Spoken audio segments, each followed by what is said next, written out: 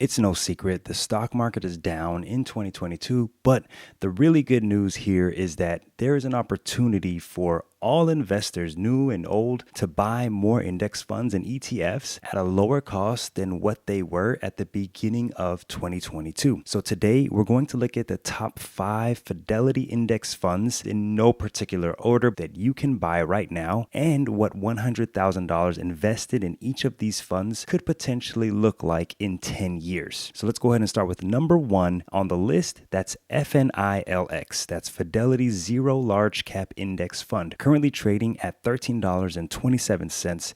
This fund has 514 holdings, quite a bit. This index fund is basically an S&P 500 index fund. The good thing about this index fund is that there are no fees to own this index fund. The expense ratio is actually 0. I was impressed when Fidelity came out with this fund a little over 4 years ago, September 2018, and they've kept their promise to keep this fund at a 0 expense ratio. So that's really good for new investors, young investors who are trying to get into the market, who are interested in having that S&P 500 index fund. Because this is new, we don't have a 30-year track record of this specific index fund, but based on other S&P 500 type index funds, we can take the 30-year average annual rate of return of about 10%, and if you invest $100,000 into this index fund, expecting that 10% average annual rate of return, after 10 years, you would have $270,000 if you didn't add a single penny to that investment. Number 2 on the list is FISVX. This is Fidelity Small Cap Value Index Fund, currently trading at about $21. This fund has 1,400 holdings, 1,400 companies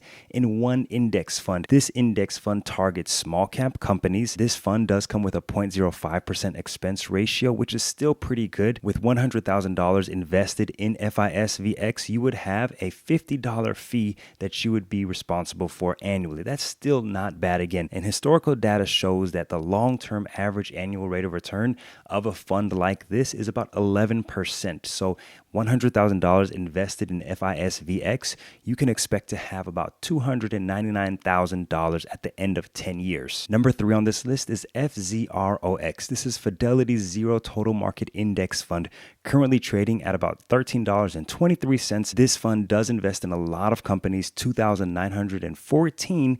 Currently, this index fund seeks to provide investment results that match the total return of a broad range of U.S. stocks. So while this fund doesn't exactly invest in all the companies in the U.S. total market like your VTSAX, or at least close to those numbers, you are going to get almost 3,000 different companies in one index fund. Like the first index fund that I talked about on this list, there actually is no expense ratio to own this index fund. Yes, this is another one of those zero fee index funds that Fidelity rolled out a few years ago. Historically, the long-term average annual rate of return of an index fund like this, the total market index fund, is about 10%. So $100,000 invested in this index fund, you can expect to have $270,000 after 10 years. Number 4 on this list is FZILX, Fidelity Zero International Index Fund.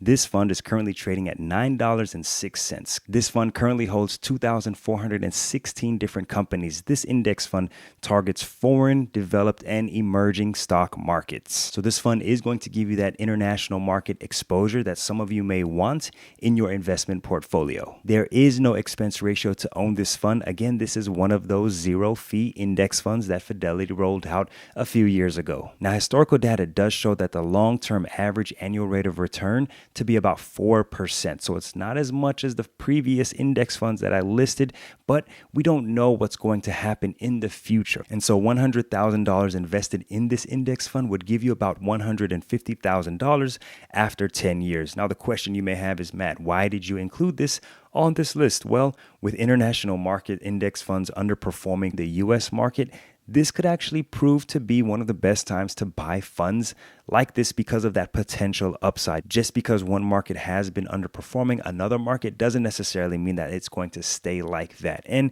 because I know a lot of you do want some international exposure, I wanted to go ahead and include this index fund that actually has no expense ratio, no fee for you to be able to buy. So that way you do get that international exposure. Number 5 on this list is FSRNX. And remember, this is not in any particular order, but this is Fidelity's Real Estate Index Fund. This fund is currently trading at $13.98, currently has 166 holdings.